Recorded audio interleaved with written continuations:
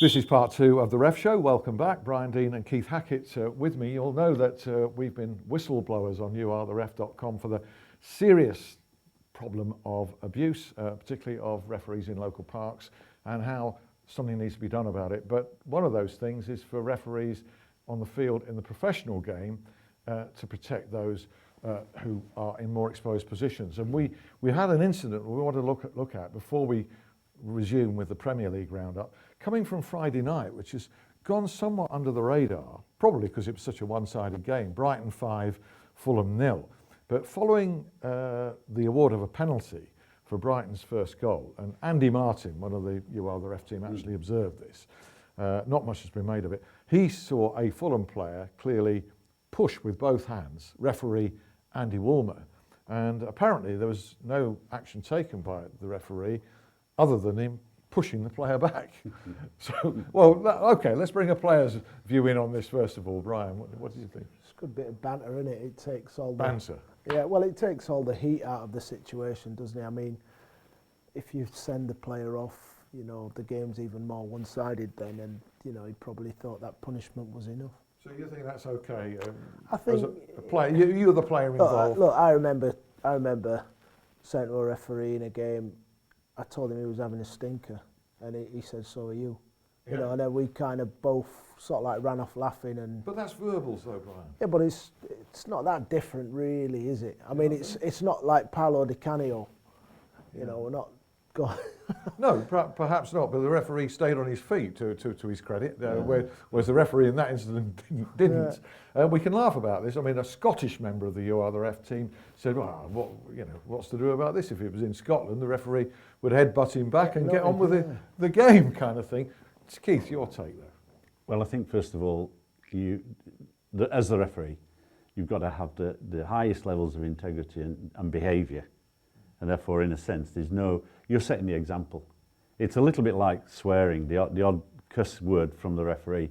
How can he then punish or take action on a player who then does it because he's not actually seen to be doing the thing right?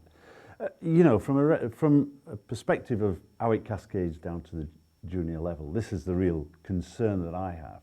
I mean, first of all, we say to referees, in coaching them, if you're going to talk to a player or be involved in a player, with a player, then you need to be 2 arms length away. That way, if he takes a swing at you, he's going to miss. And in a way, you want that referee to have that same level of composure. You know, this particular referee I'd praised because at Wembley, he was outstanding.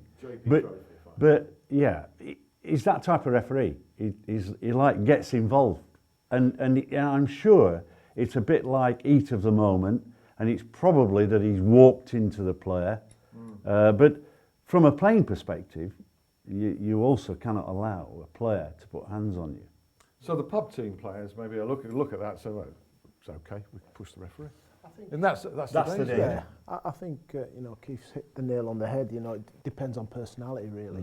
You know, there are some referees you can have that level of engagement with, and then there are others who you'd say, well, okay, if I step inside his boundaries, I'm in trouble. It's not in the coaching manual, is it? No. No, I think, but it again shows that sometimes the difficulty that the players have in the range of referee personalities that they come across. There ain't 2 referees alike. Some are mechanical, manufactured, do it this way, and have zilch personality. There's some that chat forever. Halsey's the classic. Halsey would talk to everybody, and get away with murder. And in a way, Andy Woolmer... He does that every week in this studio. Yeah, well, Andy Woolmer has a similar personality, you know. And as I say, I wrote to the Football League because I was mightily impressed with his performance in the Barnsley game. And talking of being impressed, Lee Mason hasn't had too many plaudits from you. No. We resume with the Premier League roundup. This was Newcastle 3, Swansea 0, and I think you've got some words to say. Well, I think for once he refereed well.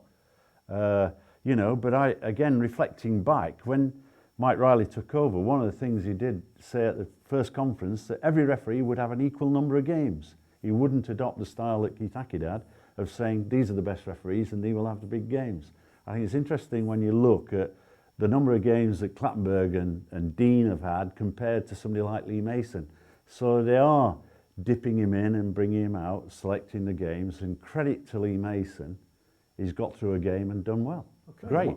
Michael Oliver we expected of. This was Watford's 1-0 victory at West Brom. Quite remarkable in that West Brom, through Saido Berahino, missed 2 penalties in the second half of that. You never took penalties, did you, Brian? Yeah, I did. Did you? Yeah, I can't scored remember one you against taking Man penalties. United when we beat them 2-1. You did? Yeah, sorry, I don't know. I It's a blank scored in my memory. Yeah, How many penalties took one did at you West take? Ham, but I didn't take many. I took maybe 4, 5. Oh, you took 4 or 5, yeah. Oh, I didn't think you took any. I think Missed you were one. two.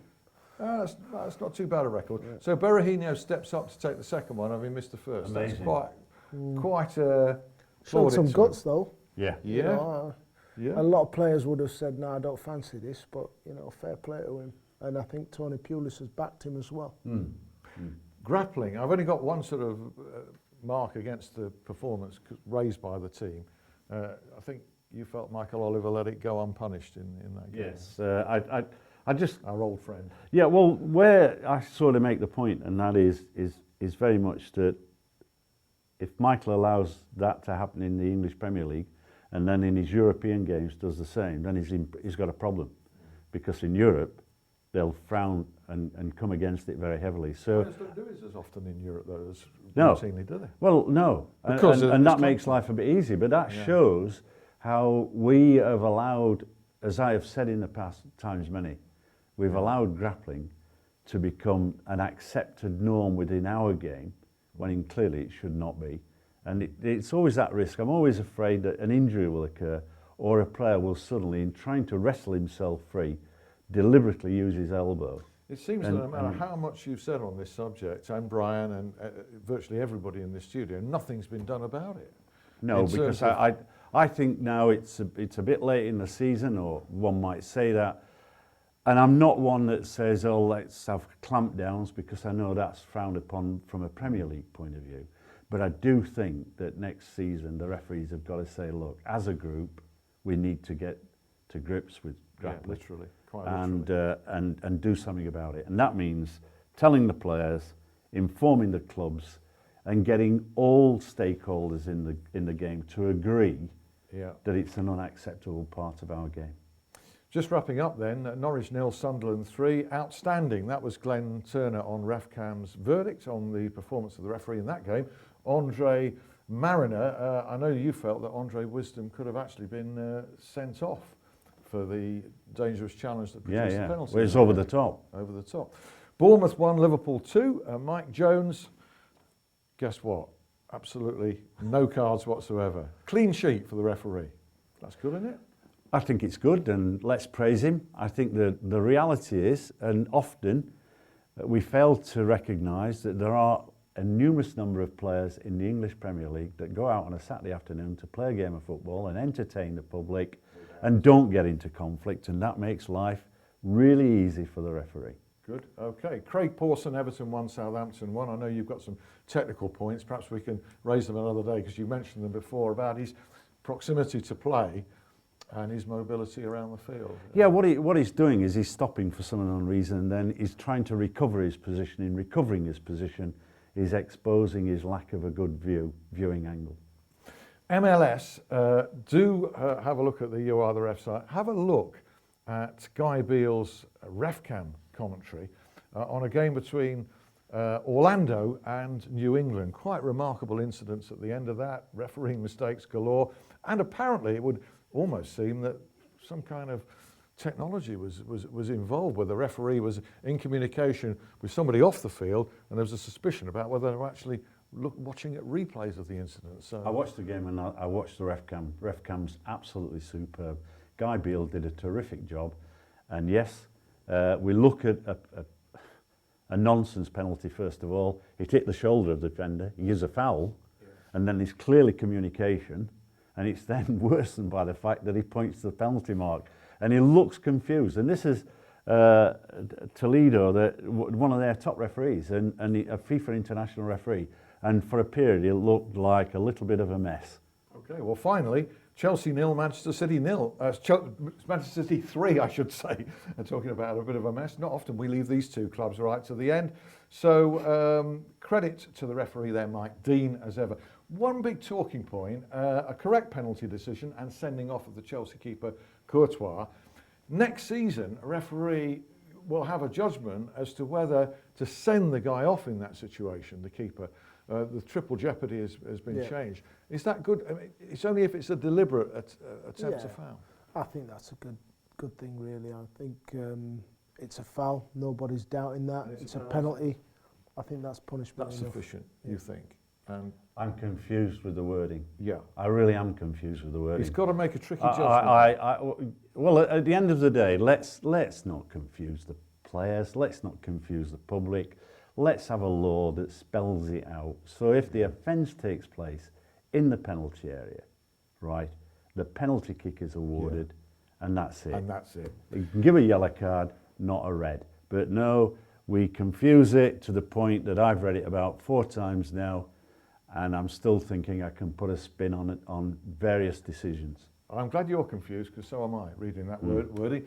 Brian Deane, Keith Hackett, thanks very much indeed. Thank you for your company. We'll see you for another Ref Show next week. Bye now. Bye.